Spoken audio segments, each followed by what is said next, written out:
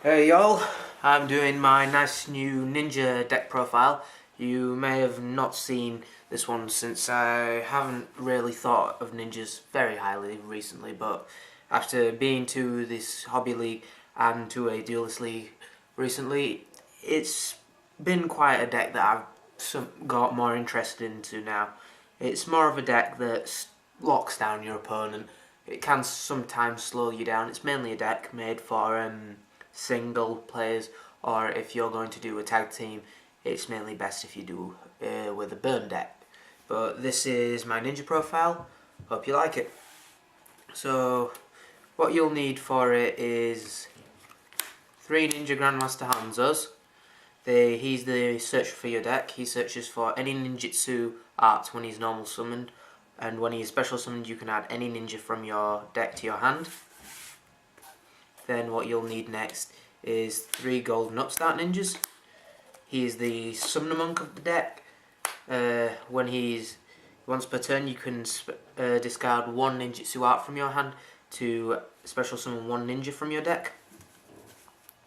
He's very good when you actually want to bring out Shockmaster or Sharp Drake, or since he's a light you can now bring out Photon Paladinium with him. Next you'll need 3 Master Ninja Ebitsu. Now he works very well with Simorg. If you don't pull off a Hanzo in your first hand, or a ninjutsu art of transformation or super transformation, he stalls for time for your Simorgs. Now what he does is, if you control another face-up ninja on the field, you can return equal number of spells and traps on the field equal to the number of ninja monsters you control. And just for last targets, Ninja Grandmaster Sasuke.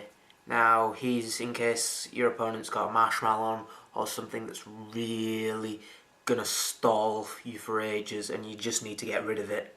And he's also another target for Golden Upstart Ninja, and since he's a level 4 you can go into any rank 4s that you may need for it. And then these are your targets for your ninjutsu arts. 2 white dragons. Now how he works is he can only be special summoned with a ninjutsu art card, although when he's on the field your opponent cannot destroy any spells or traps that you control. So if you bring him out with any ninjutsu art, place safe zone on him and he is virtually indestructible. Your opponent cannot get over him. Then the main monster of your deck, your 3 Dark Simorgs. He completely locks down your opponent in this deck. Your opponent cannot set any cards as soon as he's on the field, and if you can't bring him out with any of your ninjutsu arts, there is also the backup plan of sending a Darkened Wind from your hand to the graveyard when he's in your grave to special it, or you can special it by banishing a dark or a wind, which thankfully your Hanzos are dark attributes and your Ebitsus are wind attributes, so it makes it much easier. And then for the final monsters in your deck, I run 2 Summoner Monks. It's just as a backup in case you cannot bring out your golden upstarts, or you need to get your Hanzos or that out quickly. Then after that, I run 2 Ninjutsu Arts of Alchemy. This works really good when you have White Dragon on the field because it destroys all your ninjutsu arts and then you can draw 2 cards. But when White Dragon's on the field, none of your ninjutsu arts can be destroyed since of its ability. Well, no spells or traps in general can be destroyed. So all you're doing is basically drawing 2 cards. It's like a pot of greed. Then after that, it's 2 Magic Planters. Send 1 trap card from your deck, from your side of the field to the graveyard to draw 2.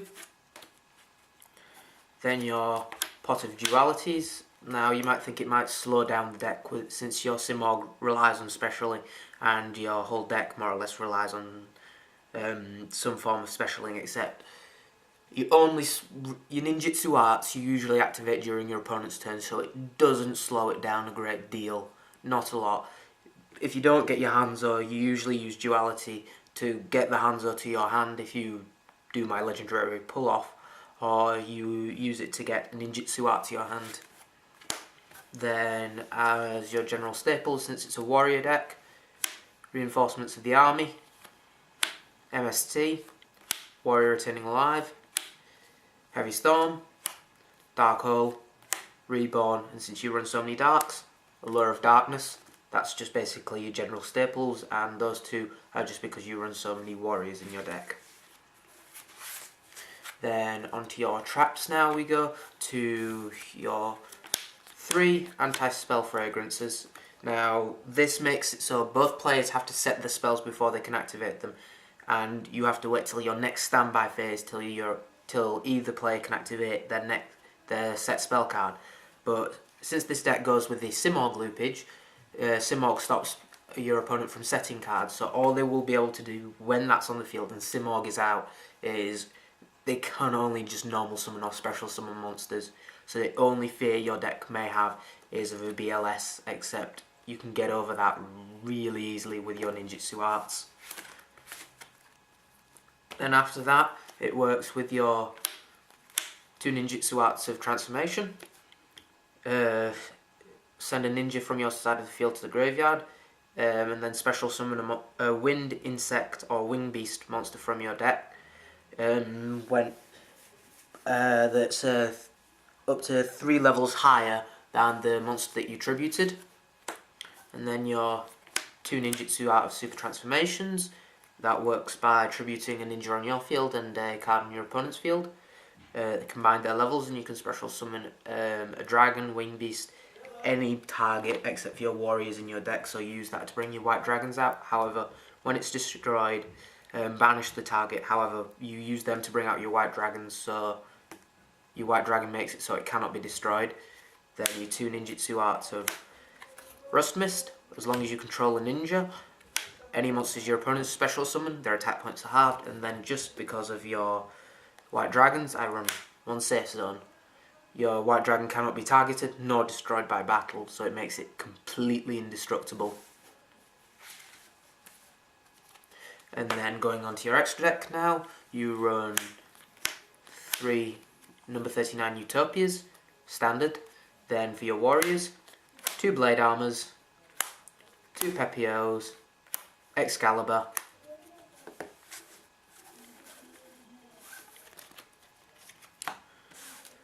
Starlight Paladinium. Now this, you may have not seen it before, but how it works is you overlay 2 lights and then you can detach 2 materials from it to select a card in your opponent's field. Its attack points become 0 until the end phase, and then if Paladinium happens to be destroyed, you can draw 1 card from your deck. Then just as the leftovers from it, 1 Roach, 1 Thunderspark Dragon. This was only because in the regionals when I played, so many people ran Inzektors or decks that special summoned so many level 4s and lower, because I faced first about 2 Dragoonity decks,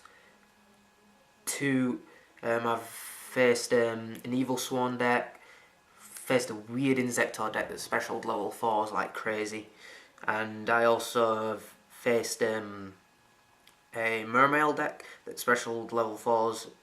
It wasn't the expensive Megalo build, but it was the cheap standard build, except it special summoned so many level 4s that I had to run it in, and it slowed down and stopped the deck completely. But how it works, just overlay 2 warrior type monsters, detach a material, negate the summon level 4 or lower and destroy it. Then the roaches for the level 5s and highs when I verse Dragoonities. And then the last leftovers are Shark Drake, Utopia Ray, and Skill Gainer. Now Shark Drake I ran instead of Shockmaster because this deck doesn't really affects everything, so you don't really need your Shockmasters. And then Shark Drake, if it destroys a monster by battle, you can detach the material, bring it back, it loses 1,000 attack, and then you can just run over it again with Shark Drake again. And then with Skill Gainer, you can detach a material from it to target a face-up monster your opponent controls, an Exceed monster your opponent controls. It loses its abilities until the end phase, and this the original effect of this monster then gains the original effects of that Exceed monster, so it could copy Utopia, Shark Drake, their Shockmaster, Pepios, anything. and make their monster completely useless until the turn. And that's the full ninja build. I will now quickly show you how well this actually opening hands for this deck work. I'll just do a quick shuffle.